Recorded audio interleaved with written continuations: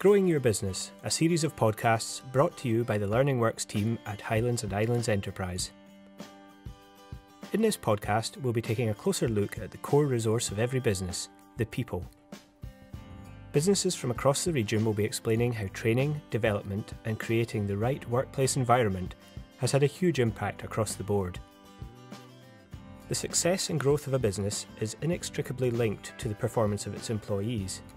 When staff are motivated and enthusiastic, a business sees the benefit. Bob Downey from the Royal Yacht Britannia believes it all begins with hiring the right people. The way to get the best out of the people in your business obviously starts with the recruitment process. You need to be very clear on what kind of people that you want to join your business.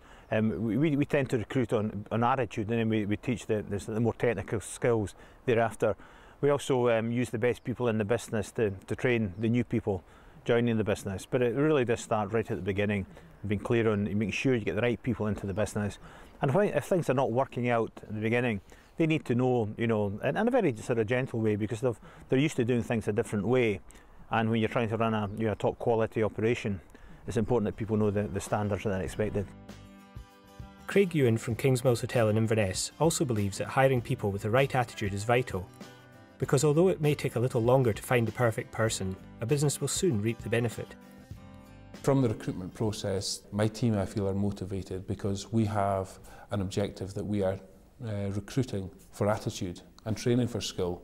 And even if it takes a little bit longer to recruit that individual, it's worth it in the end, because you've got the right person there, and those people are actually going to stay with you for a longer period of time, and the retention becomes lower and the motivation levels are much higher.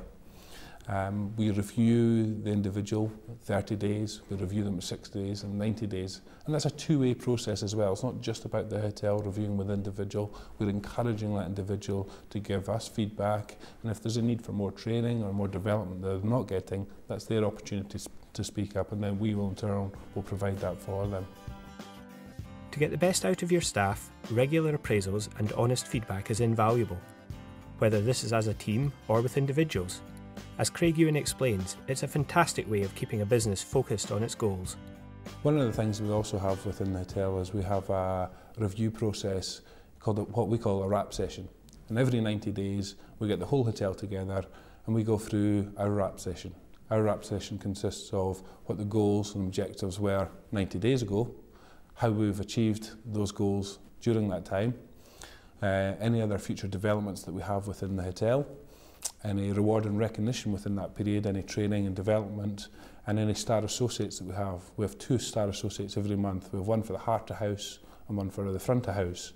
And these associates are made up from daily nominations in what we call our daily 10 at 10 meeting. And then we pull together all these nominations, and at the end of the week you have one from the heart of house and one from front of house that go forward to make up the nominations for the month. Reward and recognition should play an important part in every business, but these rewards don't necessarily need to be financial, as there are a number of innovative ways a business can highlight an individual's excellence. People like to be recognised for the hard work and extra effort they've got. One of the things that we do with our Christmas party, we also do our Christmas party in January. Like most hotels, you can't afford the time to do it in December time. And for the last 3 years we've done a formal Oscars night in January. Black tie, everybody makes the effort to turn up, and we go through, have a formal meal, and we have an Oscar ceremony after that. And we have 12 key Oscar awards that we give away, building up to Associate of the Year and Department of the Year. And that works extremely well for us, and people really get a buzz from that, and you can tell the next day back in the hotel that the whole hotel is buzzing from it. Through regular appraisals, a manager can discover the training needs of an individual. As LifeScan's David Morrison explains, this not only benefits the employee, but it also allows a business to identify problematic skills gaps. First and foremost, people need to be confident that they can do the job that they're here to do.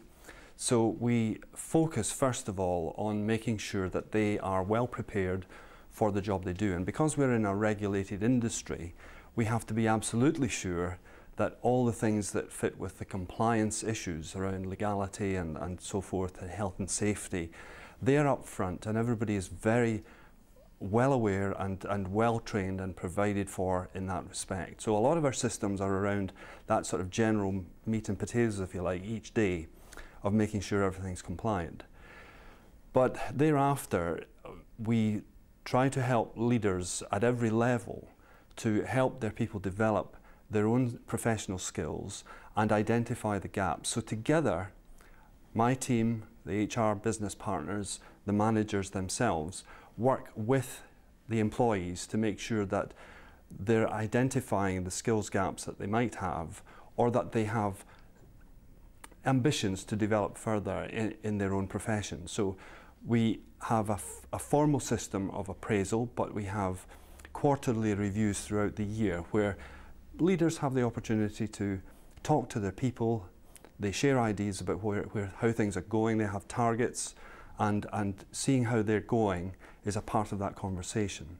So that by the end of the year, when we do the annual appraisal one-to-one, there shouldn't really be any surprises, and people should be well aware of where they're going, how they're doing, and if there's a plan for the future, that's when they start to eke that out. Effective communication in the workplace is another way to get the best out of your staff. By keeping them in the loop and listening to their opinions, your team feel involved and valued. As David Morrison explains, LifeScan communicate with staff in a variety of ways. Primarily, in terms of the business aspects, we have a cascaded system of making sure that goals and objectives and measures are understood. So we have what we call an OGSM process, objectives, goals, strategies and methods. And they're cascaded from the top of the business down, and at each level we work out how we're going to meet the goal above. That in itself is a process that helps everybody engage in what they're contributing in their particular place, and that's the nut of the whole thing. But on top of that, we have all sorts of other communication issues. We have Lorraine's team and the communications team, they have a No Limits magazine that they keep up to date with, giving people information at all times about the general things that business is doing. But we've also got regular meetings where the leadership team, the top team here, meet people face to face in an informal setting, and they have conversations about anything that is on the minds of the employees. And that's a cross-cultural, cross-group, cross-business group that meets regularly. So we have a number of different ways of tackling the communications problem, but the communications problem seems to be insoluble in a way. There's always something new that you can do, and always something else that people need. Working habitually long hours leads to tiredness and, of course, stress. Craig Ewan and the management team at the Kings Mills Hotel understand that a good work-life balance is key to staff happiness. I recognise myself that whilst it is extremely hard, and my motto used to be work hard, play hard. As you grow older, it slightly changes, but the ethos of that is exactly the same. And I really recognise myself, being a family man with 3 young children, that time outside of work is so important, and we need to recognise that and recognise that in the individuals.